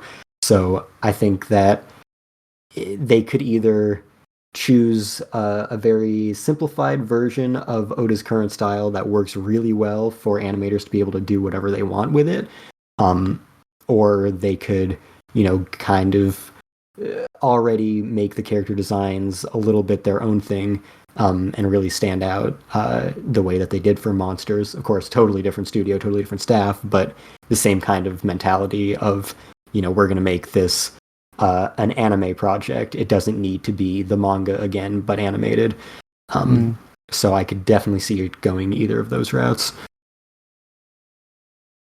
I think they would be foolish to make it look exactly like Toei made it look, because we already have that. And if we're going to make this stand out, I mean, they're already not taking the most significant strides to make it stand out. All they did was added "the" to the title. So, they don't care that much. They could have easily given it like a subtitle like One Piece. I don't know, all the subtitles I can think of have already been used by video games. But, they could have given it... Nothing with like a "re" in front of it, please. It's like, I don't know, Grand Adventure, Grand Odyssey, all these things are already video games. But the One Piece is a fucking stupid name, I'll say that. We're going to be calling it Top. Yeah, exactly. T-O-P. Top. But aside from that, I would think that since it's going to be airing while the Toei version is still airing, make it as different as possible, but still be as One Piece as possible. That seems like the ideal balance to strike. Because, remakes that are very similar can get away with it if they're the only version of that out right now. This is not the only version of that out right now, so it can't get away with being the exact same thing. And the Toei one has changed aesthetics a lot over the course of 25 years, so it's not like it always looks the same either. Yeah. It'd be nice if it's a difference between, like, similar to how JJK Season 1 and Season 2, like it's trying to still stick to the author's style, but like they're clearly going different paths with it, I guess. Yeah, I mean, I think the two seasons of JJK certainly have different animation techniques and direction. I don't think they look all that different from each other, though. I think, maybe Full Metal Alchemist, that was an example where we got a remake like less than 5 years after the first one ended. And it was by the same studio. So it could have looked exactly the same, but aesthetically it was very different, and it was a lot closer to the manga style. So that was a big part of that. So I think, that something like Fruits Basket, something like Hunter x Hunter, these ones where, the style gets a lot more modern and a lot closer to the manga version and a lot more consistent. That's kind of where I see this going. But again, we have nothing to go on, and between the liberties that they're willing to take from Oda's art and Monsters, and, how crazy we know Wit can be with animation, I really have no idea, but I'm definitely looking forward to it. I love all the top animators that Toei has been getting and putting out, incredible Sakuga sequences as they have been throughout Wano. But like, some of these animators that primarily work at WIT, they aren't employed by WIT. but you usually see him at WIT. Like Arifumi Imai, God, seeing him take on One Piece is going to be incredible. Moly. Yeah, so I'm so excited. Like, God, we're eating good. Like, if this was happening when the One Piece anime was in like its Dressrosa era, like Fishman Island, Punk Hazard, those arcs, I'd be like, God, please, yes, give us some watchable fucking One Piece for a change. But now we're getting it when Toei is putting out the best content Toei's ever put out in their existence every week. So to have that at the same time as this, that will presumably, based on the very strong track record that we've gotten from WIT, also be incredible, especially visually. God, we're so lucky. Yeah. What other series allots you an hour and a half to just gush about it like this? An hour and a half to gush about absolutely no information. We know nothing about this. We know the name and the studio, and we have a single picture that probably took like less than an hour to draw.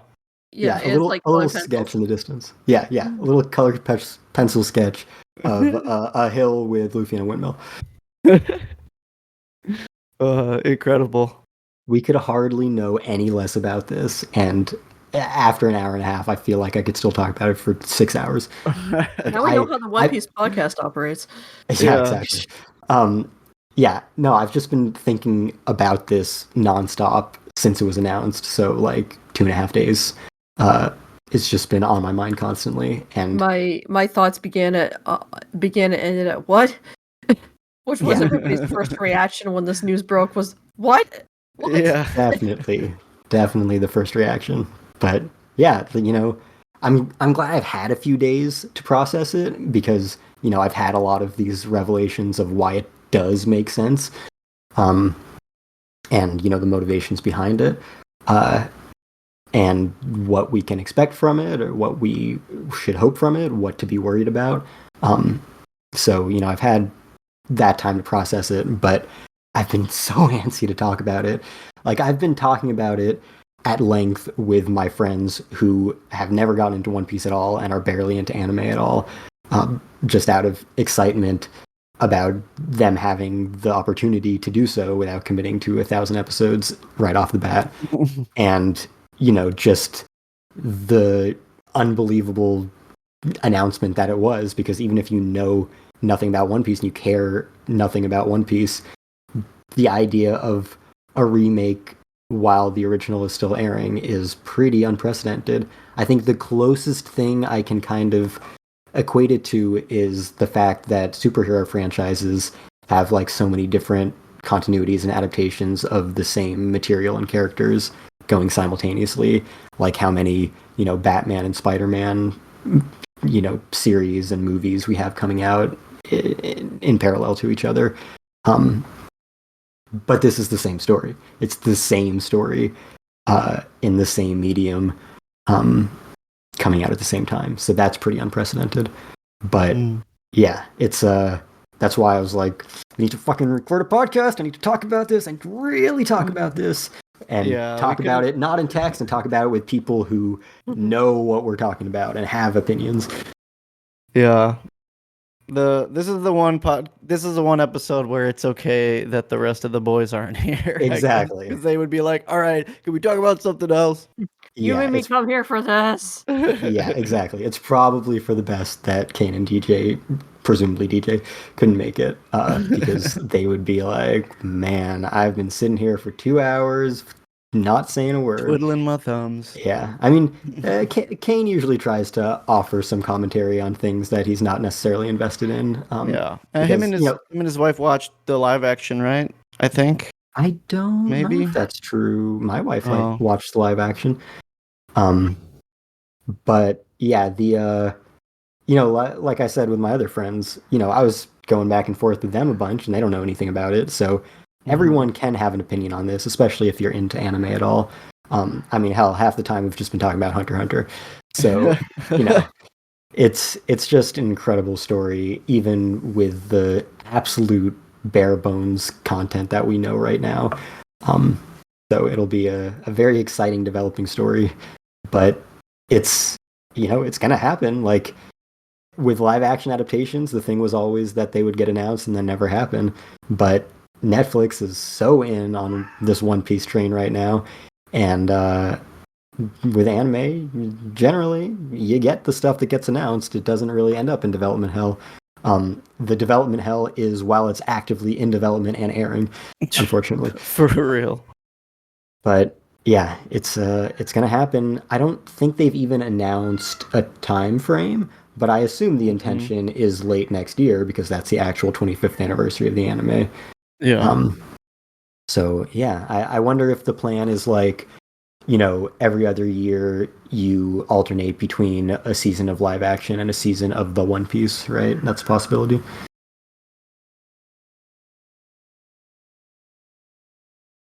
Ooh. Yeah, who knows?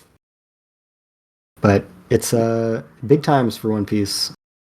Macy's parades and live action series and That damn God, tree. Yeah, yeah. Luffy's poor hat. The straw hat became a bucket hat. Yeah. I mean, they might as well called it One Piece Festa. I mean, really, what Yeah. else really mattered? Yeah, it's crazy. Like, I always think that we've reached like the peak of how big One Piece can be and how much we can be getting from it. How huge the news can turn out to be. But these past few years, like you said, it's been the biggest thing in the world since like 2009, easily. Like for many years before that, it was one of the biggest anime and manga franchises. But 2009, when Strong World came out, it became the biggest thing. It never stopped being the biggest thing. It lost some ground in some areas at some times to newcomers like Demon Slayer. But it has, generally consistently been the biggest thing. And then in the past few years, like, when we did our episode with the guys from the One Piece podcast, I just listed off like this huge list of big events around One Piece that happened in just like last summer. And like One Piece Film Red was an enormous success, and that got a bunch of new fans into it with Otto and the whole kind of like idol VTuber angle. And all that music was insanely successful. And then the live action series happened, and it was actually great, and it was actually super successful, and it's getting more. And we had the fucking balloon in the parade, which is crazy. And so now to have this, it's like, how could we have ever expected at this point that we would get bigger One Piece news than has ever happened in 26 and a half years? Like, surely we've exhausted all the possibilities, especially at this the point. biggest news of the year, right? Yeah. Right? Right. So, God, what is the next One Piece news we're going to get that's going to make us go like, the One Piece who? That's last year's news. Breaking news, Eiichiro Oda devours the devil fruit and becomes an actual Luffy. Wild. But yeah, it does kind of suck that basically everything else that could have been announced was eclipsed by it too, because I was like, wow, we're finally getting Ginpachi Sensei news. Oh, it comes out in 2025. Okay. I could stop caring for 2 years. Yep. Yeah. Fucking crazy.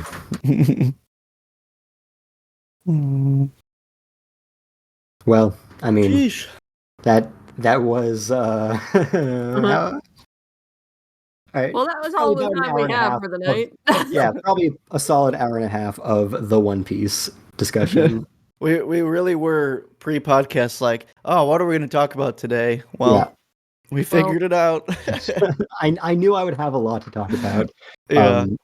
I guess I shouldn't be surprised it took this long now that I actually have people to talk about it with that know things and have opinions. But yeah, do we want to touch briefly on anything else, or do we just want to call it quits at that? I feel like anything else won't even matter at this point. Yeah, agreed. I mean, we've alluded to the live action Yu Yu Hakusho series a few times. I did finish it last night. It's short. It's fine. It's a good little bit of fan service for fans of Yu Yu Hakusho. Get that little nostalgia back. It isn't egregious like most live action adaptations, so solid in that aspect. It's not One Piece. It's nowhere near that level of quality. Wouldn't really recommend it to new fans. But yeah, Yeah. better than average. I know it's a little late to do like a holiday gift guide type thing, but I know usually for your recommendations you do like the latest releases and sales and stuff. We could maybe do just like a little like last minute or like, well, if you got this, you did it right kind of. Yeah. Yeah, we Anime can kind of Christmas transition sale. into a recommendation section that's kind of more, sale and gift guide focused. Yeah. You recommending that giant ass set or can you even get that anymore? I don't think it's sold out. I haven't heard about it selling out. There's only 3,000 of them. It is immediately obsolete because we're getting new Code Geass already. But yes, it is a fucking beautiful set. If you love Code Geass, then highly recommended. I wouldn't call it obsolete. I don't know. Like you said, I don't know if those new films are gonna matter. Yeah, I mean, only because it has the Akito spin-off OVAs and it has the compilation movies and it has the sequel movie. So, obviously the point is that it Not is the all of it. complete collection of Code Geass anime, but that was immediately disproven.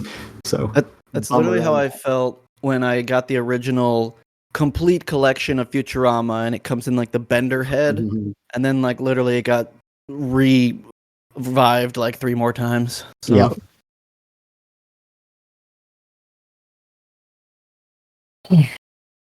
So do you have any particular recommendations or sales or gift oh ideas? no, I was banking all of that on you. Oh, I Sorry. see. Good to know. Not how this segment usually works. Let's see. Well, I did not prepare. See, usually, well, we didn't do it last year. Occasionally, we do like a holiday gift guide thing, where I use it as an excuse to rank my top releases for the year. Oh. Of course, I did not prepare that, so I can't come up with one now. But the Code Geass one, I mean, it's got to be top, right? Like, that's my ideal release, second only to Legend of the Galactic Heroes. Top 10 anime of all time, absurdly extravagant box set. That is just, they had my picture on their wall when they were planning that out. Yeah. So certainly that. We could also just do that kind of thing, like almost like a holiday wish list. Like, oh, these things are out now, and like, I hope I'm getting this for Christmas. Because Yeah, there you go. one of my top ones was they just put out the Masaki Yuasa 5 films collection. Yep. And that looks literally pretty today. neat. Was it today released? Okay. Yep. Yeah. Well, I think both of us are pretty huge Yuasa heads, but I think this film collection looks lovely just from the packaging alone, and I mean it includes 5 movies, so Mind Game, 90 Short Walk On Girl, Lou Over the Wall, Ride Your Wave, and Inuo, all of which I think are range from pretty good to excellent films. So definitely worth getting if you are a fan of Masaki Yuasa. Yeah. I'll say also released today, the Kaguya-sama movie, The First Kiss That Never Ends, it's released today. So with that, you can own all of the Kaguya-sama anime that exists at this point. So we're caught up. Hopefully it'll be pretty quick turnaround time. That was pretty quick turnaround time. It's been, I think, almost exactly a year since it premiered in Japanese theaters. So yeah, we're on a good turnaround with that. Going way back to our first news story, actually, something I meant to mention. The thing that sucks about, ongoing anime series deciding to adapt an arc as a feature film is that inevitably, no matter how good we are about getting anime films in theaters in the US in the 2020s, we're not going to get it when Japan gets it. So unlike simulcast, where you get it, the moment it airs on Japanese TV, we're going to have to wait a few months where everyone in Japan has seen it, and assholes on the internet have watched shitty cam rips and post spoilers. I mean, if you've read the manga, you already know the content, but, that kind of shit happens. So that's unfortunate when compared to getting, just a TV adaptation. Yeah. Anyway, that was just something I forgot to mention earlier. Yeah, I think those would be my two big anime releases for this month. I just got a Fruits Basket anime book. It's got the mangaka did a bunch of illustrations for the anime. So it's got a bunch of that and a bunch of just content from the anime and from the mangaka herself. So that's good if you love Fruits Basket, especially the remake anime adaptation. So I'll recommend that as well. In terms of sales, the Crunchyroll sale that it has taken over for the Right Stuff holiday sale is still ongoing. What they've been doing, they have their normal sale slate that changes out every week, and they have their normal mega deals that change out every day. So that's all pretty much what we expect. The one thing that Crunchyroll has not yet brought back in the way that Right Stuff did, that I have been most lamenting, is the weekly studio sales. Because that is how I bought everything, right? I waited until the studio sale and I bought, $50 of stuff from that studio to get my free shipping or whatever. And that would get me through a chunk of my to buy list for a given company, especially for manga. They haven't been doing that, and that sucks a lot. And I've been buying a lot less as a result, which is maybe good because I don't have the money or space or time. But what they've been doing on this holiday sale is every week they have a few themed sales within it, and a few of those are always a particular company. Right now it's Dark Horse and Square Enix. Yeah. So unfortunately, unlike the Right Stuff weekly studio sales, it's not all of a given company or most of their output or all of their in stock or anything like that. It is very limited selection of each. So, you got to check what they have on sale. You can't just search for your favorite releases from X company. I think it's all exclusively in stock stuff. I don't think there's any pre-orders on sale from anyone. And yeah, very limited selection. You've only got a couple pages of stuff from each. But I will say, nearly all of the Berserk Deluxe editions are currently on sale for that Dark Horse sale. So I recommended all of those, I think last episode, because they did just release the last volume of Miura's content. So you can own all of that in the nice big deluxe editions now. That last volume I think is too new to be on the Crunchyroll sale currently, so you can get 1 through 13 on that. So highly recommend those. Another sale that they're doing right now is some vinyl sale. So if you want a little discount on some vinyl releases, I need to check every day to see if A Silent Voice is back in stock, because I didn't get that, and it was out of stock when I checked yesterday, and I would really love that. That's a good one. Yeah. And they still have a few. Let me just pull up the Crunchyroll store sale right now, because some of the ones from previous weeks go for a few weeks, and so there's some overlap. So right now we have, like Kate said, we've got Dark Horse and Square Enix. You can also catch up on the excellent Apothecary Diaries manga, which is well ahead of where the anime is going to get to. Yep, they got bundles of that. They got lots of bundles from lots of companies. They got some Viz in there. They got the vinyl stuff, as we mentioned. What else do we have for good deals here? Mega deals are in their discotheque era, so every day we've got some new discotheque deals on there. I looked up, just for your case, the Hunter x Hunter Tiger Lab vinyls. They're all out, of course, on Tiger Lab, but on eBay they range from $150 to $500. So yeah. Great. Good times. Yeah. Yeah, I definitely missed out on all that stuff. These were the things where every time anime vinyl would be announced, I would link it to Kane so I could live vicariously through him without having to spend a bunch of money and space on collecting vinyl. And Yeah. then Caitlin got us a vinyl player, so I'm like, all right, shit, I gotta get, There you go. the very top priorities when they come out. Yeah. I finally got those Ghibli 7 inches from Japan, so Oh, nice. that's exciting. Yeah. Yeah, there's some Aniplex stuff on sale here. They've been on sale for the whole sale, I think. So, they're not the cheapest still, but they are the cheapest that you can expect Aniplex stuff to get, because generally you do not get much of a discount for that. No. Except for the annual holiday sales on Right Stuff and now Crunchyroll. So, yeah.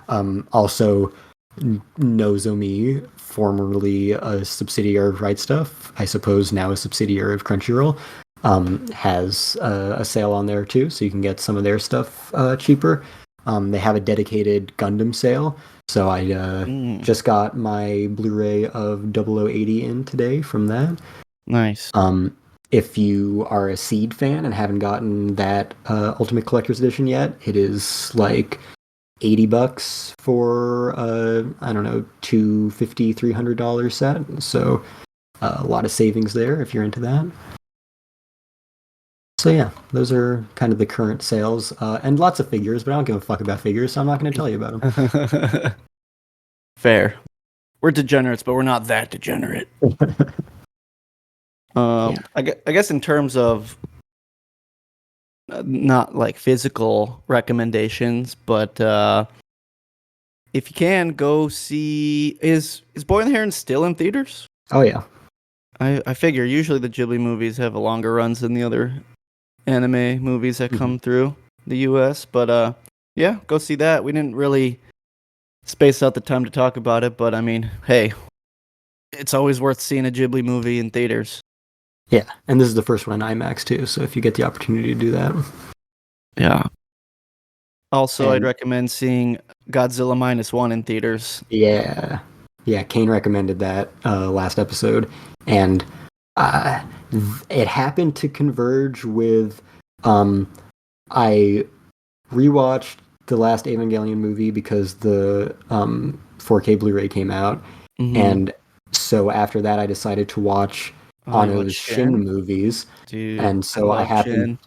happened to have just watched Shin Godzilla, and right when Godzilla -1 came out in the US, and Kane was recommending it, and my friend, who's a huge Godzilla fan, couldn't stop talking about it. He had already seen it like twice before its official release date, and he happened to be coming into town on a layover to Japan, so he was like, let's go fucking watch Godzilla -1 again and go see an IMAX in the Chinese theater.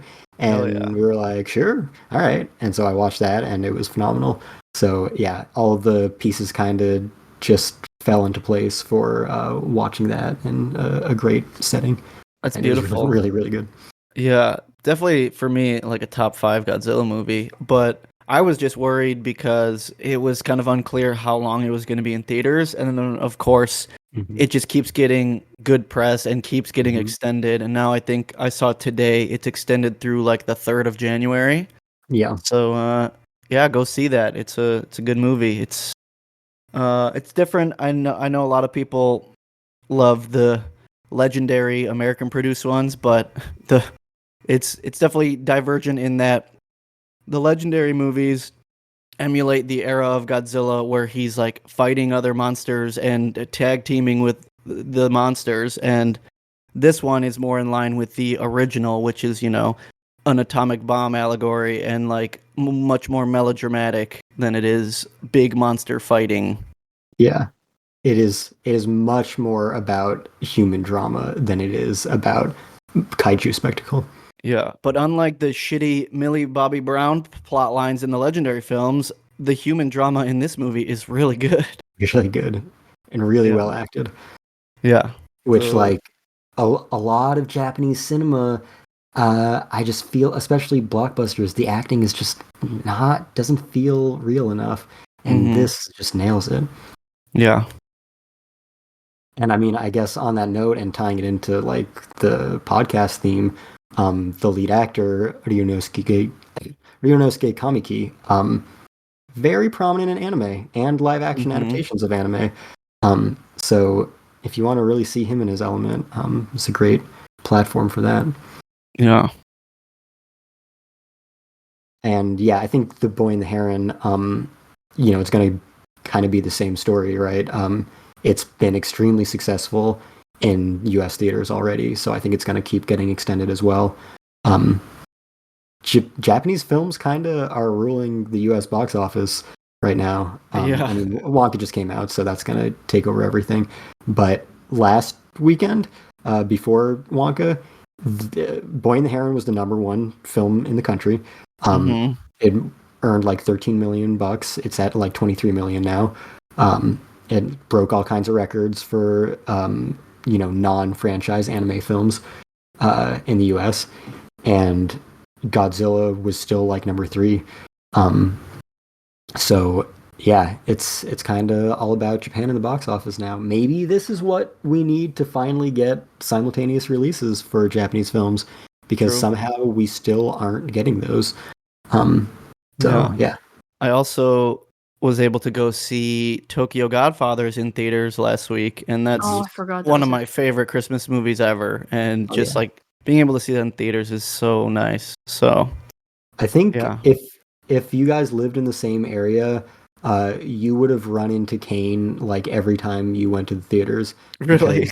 He he doesn't go to the theaters often, but what he's seen in the theaters in the past couple weeks is Godzilla -1, The Boy and the Heron, and Tokyo Godfathers. Yeah, I literally in a span of 4 days I saw those 3 movies in theaters, and I also am like, it's hard to drag me out to the theater sometimes. But yeah, it had to happen that way. I went to the theaters 3 times this weekend. And none of them were weeb things. I can't remember everything I saw. Yeah, none of them were even remotely weeb things. That's crazy. What did you see? I saw Wonka, The Zone of Interest, and Poor Things. And on Saturday, I will be seeing All of Us Strangers. Oh, how was Poor Things? Poor Things was excellent. Highly recommended. I've already bought my tickets for the Gurren Lagann theatrical releases in January. And yeah. That's exciting. I am going to attempt 4D for the first time. Dude, I wasn't, I don't know. I kind of want to, because like it sounds like it would be fucking crazy, but I don't know. I wasn't convinced, and the tickets are like $50 or some shit, or 25, I think. 25, but it's 50 because you have 2 films. It's 50 because it's 2 films, and also I bought 2 tickets to each movie because I'm like, I'm gonna drag someone to this movie with me. Nice. So nice. Where'd you? That would have been $200. Where'd you buy those tickets? So there's a Regal by me, but the thing is, I saw Godzilla at that Regal, and it's always hit or miss when I go to it, because if it's not in the IMAX theater they have there, it's like pretty meh. Like when I saw Godzilla, you could clearly hear the movie next to us during some of the scenes, and that was kind of annoying. But I saw Tokyo Godfathers at there's an AMC downtown, and that one was excellent quality and just like amazing. So I might even just see if I can it's way easier for me to get to that Regal, but I might return those Gurren Lagann tickets just to get the best experience I can and go to that AMC, because like I want to experience those like as best as I can. But where did you buy the tickets? I think I bought them like directly through Raider, the AMC website. Oh, Raider. Why? All right. Wait. Well, you'll return them. I work for Fandango. Oh wait, you do? I didn't know that. Oh yeah, I've worked there for a year and a half. That's why he's always like, pre-order your tickets through Fandango. Yeah. Oh, it's all making sense now. I use Fandango for a lot of like the like G Kids and stuff releases, but okay. Okay. All right. Well, now I know. Yeah. Anyway, yeah. So I've always avoided 4D because I'm like, that sounds fucking distracting. I want to watch a movie, not go on a theme park ride. And that's probably still true, but I let people talk me into trying it out this time, and like the whole big thing about this 15-year anniversary re-release is that it's going to be in 4D, and the Regal downtown is showing it in 4D. So I was like, all right, and they're free for me, so whatever. So I was like, all right, I'll try it. I mean, at the end of the day, these are films that I've seen many times that are compilations of a series that I've seen a million times. So if I get a little distracted, whatever. Oh man, you might just convince me to forfeit going with someone else to just go to the 4D by myself. I might do it. Oh no. All right. It has been 2 hours, and Kate is telling us to wrap it up. And we have talked about one news story that has no information for nearly the entire time. Yeah. New world record. Yeah. So yeah, you can find Fandom Post Radio anywhere you find podcasts. Subscribe, rate, and review. We are on Apple Podcasts, Google Podcasts, Spotify. You use Spotify. Do they do podcasts for the Spotify Wrap, Brandon?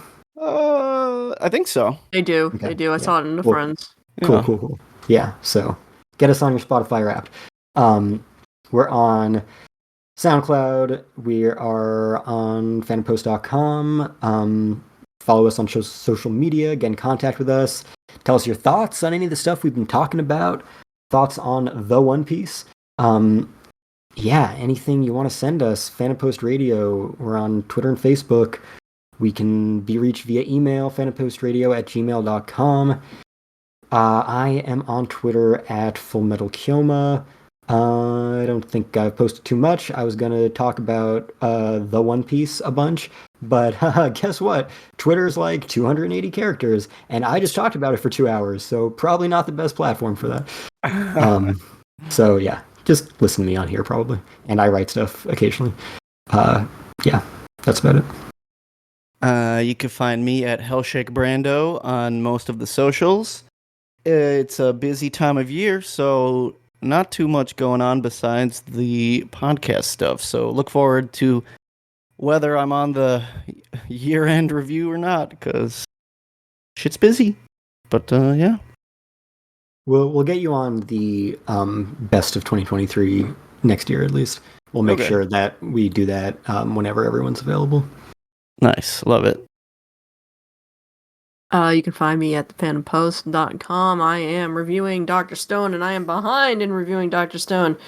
And I am up to date on Apothecary Diaries with reviewing that. I am also continuing to review books and manga, and those should be up whenever they get posted. You can track me down on the interwebs if you really need to. I am on Blue Sky. I check that occasionally. Twitter is unusable, and I do not go there anymore. But what about the Twitter? The Twitter is the broken. Yeah. The Facebook. They need to announce. Yes, I'm still calling it Twitter. I am not calling it what. Every time anybody calls it, says the word X, like it's just like a fetish for Elon Musk. So no, True. That is banned now. Oh, by the way, super last minute inserting another news thing in here. Kaiju number 8 is going to be simulcast on Crunchyroll and Twitter. What? Yep, that's a thing. Not a good platform for that. Huh? Nope. Yeah. Okay. So another piece of weird Jump Festa news that got eclipsed. Wow. I mean, good for them if they want to use up as much bandwidth and cost Musk box how much money he can possibly lose on that website. So Musky roll. Drain the no, that's Musk you swamp. now you've cursed us with the name of this episode by saying that. We can't talk about One Piece for 2 hours and then name the episode after Musky Elon Musk. roll. Yeah. No, not happening. Anyway, that's the thing. You're wrong. Cool. Well, thank you for joining us, and tune in next time for another episode of Fandom Post Radio. The Fandom Post Radio. Ooh, yes. Bye bye. Yeah. Later.